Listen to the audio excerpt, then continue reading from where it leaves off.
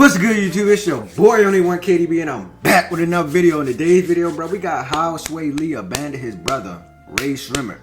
So I guess these the niggas that made No Flex Zone. They know, but yeah, that dumbass song. That shit used to be so annoying, bro. But it was a hit though. I ain't gonna lie, I can't take it from them, bro. They did their thing on the song, bro. But it was just annoying, hearing it over and over and over and over. That shit was annoying as fuck. But yeah, bro, we finna get to the video, bro. If y'all new to the channel, bro, make sure y'all like, share, and subscribe. Turn on that post notification bell so you notified I drop another banger, bruh.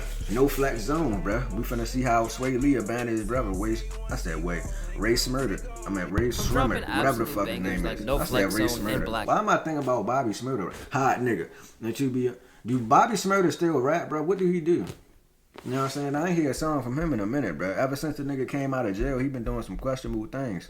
But we ain't even finna get into that. That's good. It's becoming so irrelevant that nobody was even aware of their last album dropping. The story of Ray Stremmurd's downfall is a perfect example of how egos can easily rip a group apart, no matter how close the parties involved were to each other. Okay. Because, as you may know, Slim Jimmy and Swae were just two broke brothers from Tupelo, Mississippi with big dreams. In an unbreakable bond who would constantly support each other through thick and thin. This is a crazy story. One time he took the bully of the neighborhood's girlfriend, right? And I'm the one who had to fight. Bro, head big as shit. Even if it meant being thrown out of their mama's house for constantly skipping school to record, they were willing to do anything it took to make it to the mainstream. As time went on, the brothers teamed up with a group known as Them Outta Straight Boys in the late 2010s. But do y'all see these niggas haircut? Who is that? Lord Twister?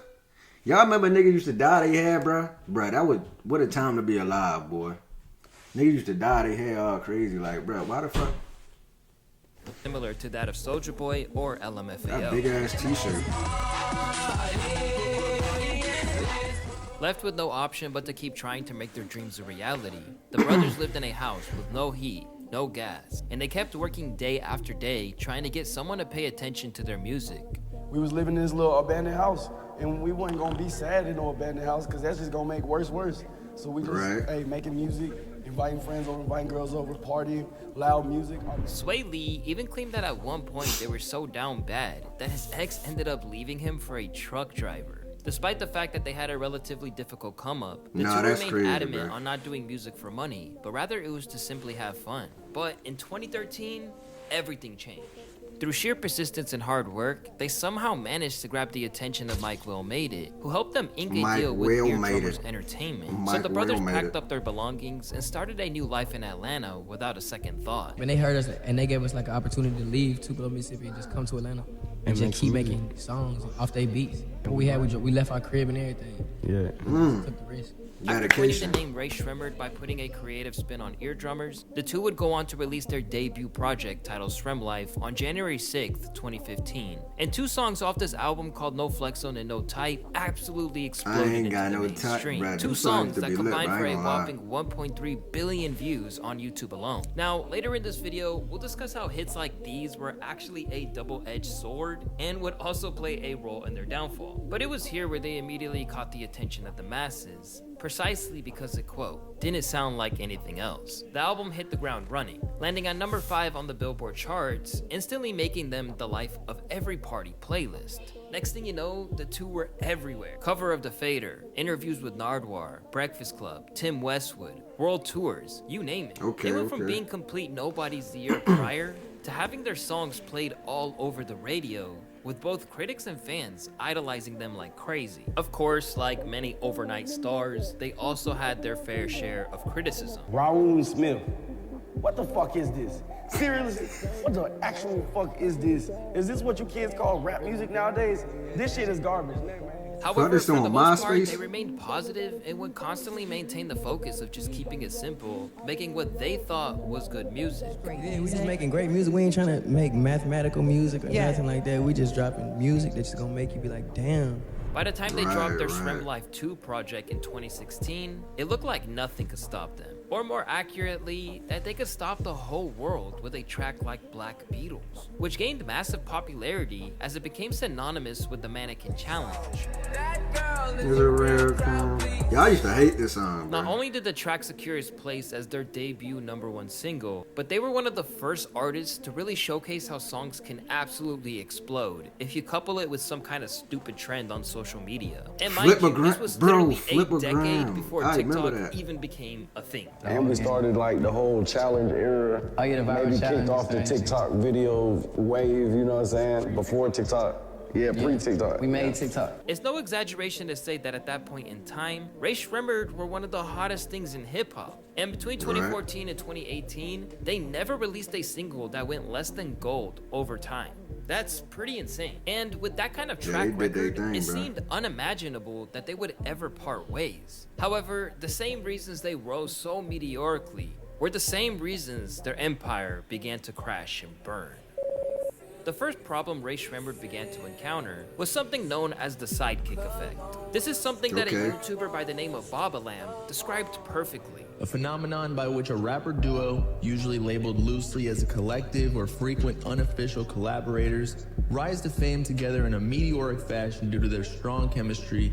However, as one artist eventually starts to outpace the other in streams or fame, the other tends to be almost forgotten entirely. When you think jealousy? back to any song that you can remember from the duo, it's one thing Who was hating and on one who, thing bro? only: Swae Lee's hooks. It was Swae's hook that became a staple amongst the Mannequin Challenge videos, which made Black Beatles a #1 smash worldwide. And the same can be said for songs like No Type and No Flex Zone, all of which Slim Jimmy's verses are pretty forgettable. And unfortunately for Ray Stremmurd, this is where the problems began. One user summed it up good when he wrote, "With all honesty, we know Swae Lee is the star of Ray Shrem, and he gave Mike Will a lot more buzz in hip-hop ever since No Flex Zone came out. Slim Jimmy is important, but Swae Lee is the main success here." While some fans truly did enjoy Slim Jimmy's presence, the intensity of this chatter ramped up to the point that they began lashing out against it in interviews. For instance, in 2016, Slim Jimmy spoke to Complex about the forces that he felt were out to destroy their bond and tear them apart. "The whole industry is going to do shit to separate us. We got separate tracks because we can both rap."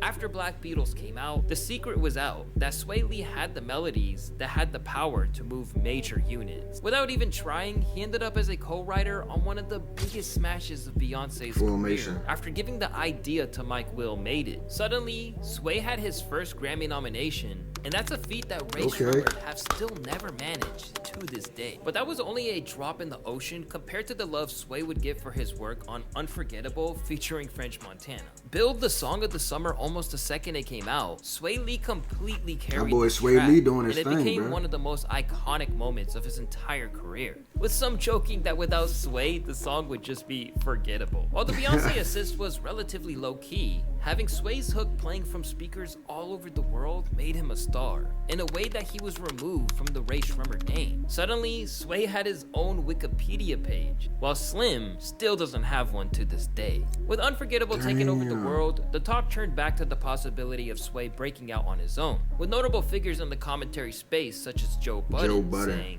"Hey Slim Jim, hate to break it to you, buddy. Y'all are separating." However, the boys continued to maintain that there were no issues between them that had led to this, even confronting Joe Budden face-to-face for his comments. This is what you said. Jimmy, Swae gonna leave you. This is how you was talking. When Swae leave you, you just gonna flop. Man, you got me all the way messed up. You know what I'm saying? So like, this ain't the first time. Oh, this the infamous, do it look like I got left off bad and bougie? This been going on for a long time. With everything that was about to come, revisiting that moment seems like Swae was maybe a look at bro in the background. As from here, like, Swae would be a go-to guy for hooks, while Jimmy had to fend off accusations of jealousy. In interviews, he tried to stress that it wasn't his low bro success that bothered him, but the world's perspective on how he should feel about it. "If people see me out and I have a stank face on, they think I'm mad because of that. But I'm mad because they want me to be mad. I'm always singing Unforgettable when it comes on in the club. But people look at me like, is it okay if I dance to this? There's no competition. We're brothers. At the end of the day, we're getting a bag. Right, now, things Jimmy of that might have nature. felt like this at the time, but around that same period, Swae's mind was likely set on greener pastures. To the point that he wasn't even reserving his biggest tracks as collabs between him and his brother anymore, and was looking for big names like Justin Bieber to fulfill the role he was looking for. But considering that Swae Lee clearly wanted to carve out his own musical identity at this point, it was no surprise that their third album, Stremmurd Life 3, was a little different in terms of structure. Dropped on May 4th, 2018, the boys dropped an entire 3-disc album. One filled with Rae Sremmurd tracks, one made up of solely Swae Lee songs, and another where Slim Jimmy took center stage. The result felt like a compromise, and it made for one of the most inconsistent bodies of work in their catalog. While it seemed like the fact that they managed to drop an album together meant that they were on the same page, it would soon become clear that it didn't do anything to soothe the mounting unease between Jimmy and Swae. In January of 2019, just 7 months before their third album dropping, Slim Jimmy took to Twitter for an explosive series of posts, delivered just hours after they had wrapped up a performance in Australia with Nicki Minaj. Jimmy spoke out and formally left the group, saying things like he's not Stremmurd Life and that he's gonna sink or swim by himself. Even going as far as to retweet a fan who claimed that he was giving the haters what they wanted, and responded to someone who said that it had happened because Swae left him off another hit. It basically showed that after years of the world acting like he played second fiddle to his younger brother, Jimmy had enough. When a tweet from the duo's official account said that they were still together after all, he dismissed it. It didn't take long for Jimmy's posts to all be deleted, but there was some— It's all good, my nigga. You can go solo and make you a couple good songs, bruh. You know what I'm saying? Hopefully they top the charts, but if not, you already know what they gonna be saying. You fell off. Yeah, so you might as well go ahead and do your thing, bro. You know what I'm saying? Do Jimmy rap? Is these niggas still in, like, do they still rap and shit? Like, I know Swae probably still doing his thing, but what about the Jimmy nigga? What is he doing? You know what I'm saying? But yeah, bro, he probably went solo, bro. It's all good. Ain't nothing wrong with that.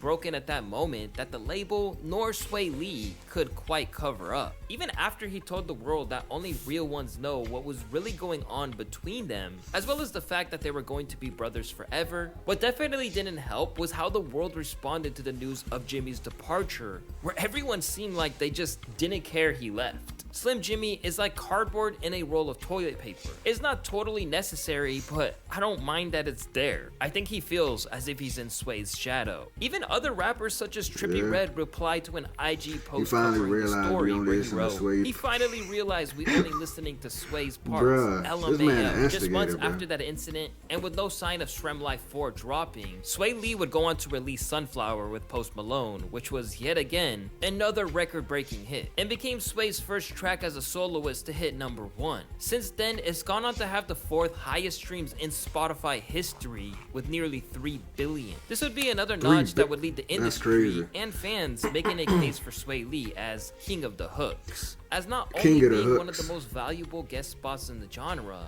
but once again, the driving force behind Rae Sremmurd's success. Once again, it felt like Jimmy was being collectively kicked while he was down.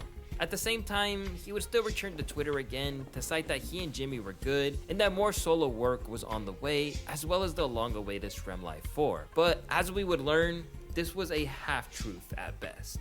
Whether he had intentionally did it or not, Swae Lee left his brother struggling to get any semblance of credit for everything they had achieved. Meanwhile, he reaped the rewards of that time period where it seemed like everything he touched just turned to gold, as Jimmy's life began spiraling out of control. Over time, he had numerous scrapes with the law, he went to jail? including his involvement in a brawl where a man was stabbed and he was seen fleeing covered in blood. This nigga said, fuck that, nigga. Y'all ain't listening to my music no more. I'm finna crash out. This nigga went around stabbing motherfuckers. He ain't give a damn about nothing. He was ready to fight, stab, shoot. He ain't give a damn about nothing. God damn, Jimmy. During 2022, he was arrested on domestic battery charges, with his baby mama posting receipts online. While this was all going down, Swae Lee's solo album still failed to materialize, and some of his singles like Sextasy never really took off, even with the help of a Drake feature. In fact, that one spawned a legendary meme from Joe Budden. Hey Swae Lee, hear me and hear me good, nigga. I'm here to double down. That shit is a 2-pack of ass. The fuck are you talking about? That shit stinks. With tracks like these failing to launch, it looked like Swae's hopes of releasing Human Nature, which he once built as a revolutionary project, were dwindling. It's gonna be huge, like, I'm breaking all the rules, I'm breaking all the boundaries, you know what I'm saying? I'm just making my own song formats and everything, like, doing some production on there and everything, got crazy features, like, some of my favorite artists are on there, so. But soon, music would be the furthest thing from either of the brothers' minds when tragedy would strike. After horrific news broke that Swae Lee's dad passed away, and you'll never guess who pulled the trigger. My dad, my pops, he passed away recently. I have 3 brothers. Allegedly, the police say my youngest brother, he shot my dad, like, killed my dad, like, and it's like my brother killed my dad. It's like unbelievable, like you can't even imagine, like it's like something out of a movie, you know? Damn, for real?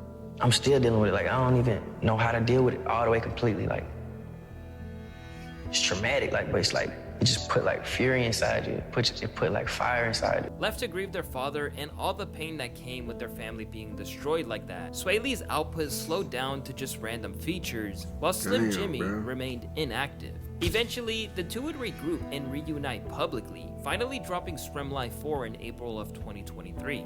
But looking at the less than stellar reviews, the absence of a hit song, and a chart position peaking at number 28, it seemed like the peak of their musical career might be behind them. The album performed worse than any of their previous works in terms of first week sales, and that unique spark and excitement that used to define their music isn't as vibrant as it once was. It is the most terrible Ray Stremmurd project, yet I am feeling a light like 2014 on it.